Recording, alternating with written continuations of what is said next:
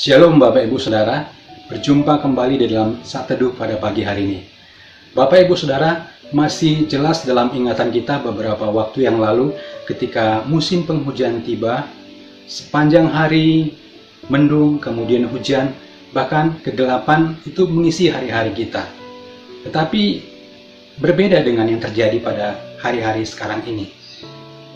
Pada pagi hari, matahari telah menampakkan dirinya, menyapa kita dengan sinar terangnya. Bapak Ibu Saudara, berbicara tentang terang, maka saya teringat pada waktu saya duduk di bangku sekolah. Guru memberikan materi pelajaran tentang cahaya dan suara. Dan dikatakan bahwa kecepatan cahaya itu 300 juta meter per detik mendekati. Sedangkan kecepatan suara hanya 340 meter per detik. Jadi bisa kita lihat bahwa kecepatan cahaya itu jauh lebih besar dibandingkan dengan kecepatan suara. Nah, Bapak Ibu Saudara, hal ini bisa dibuktikan ketika hujan tiba, ketika terjadi petir, maka yang pertama kali terlihat adalah cahaya kilatan petir. Dan beberapa saat kemudian, maka akan terdengar gemuruh daripada petirnya. Kita bisa melihat bahwa kecepatan cahaya, kecepatan terang itu lebih besar dibandingkan dengan kecepatan suara. Nah, Bapak Ibu Saudara, firman Tuhan berkata bahwa kita adalah terang dan garam dunia. Artinya, orang-orang yang memberikan dampak yang besar, pengaruh yang besar kepada orang lain melalui perbuatan kita yang membawa orang kepada kebenaran. Oleh karena itu, Paulus itu mengingatkan kepada Timotius di dalam 1 Timotius 4 ayat 12. Dikatakan di sana, "Janganlah seorang pun menganggap engkau rendah karena engkau muda.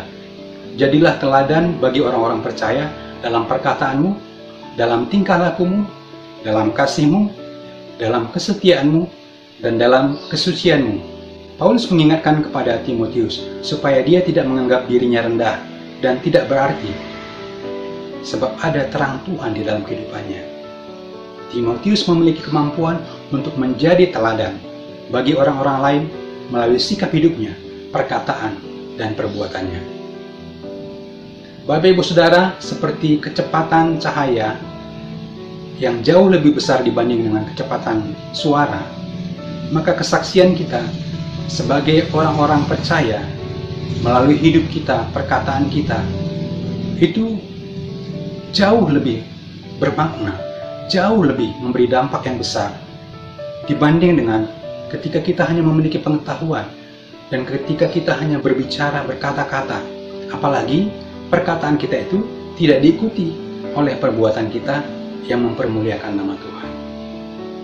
Mari kita menyadari, Bapak Ibu Saudara, sebagai orang-orang yang mengikut Tuhan, kita tahu bahwa ada terang Tuhan di dalam kehidupan kita.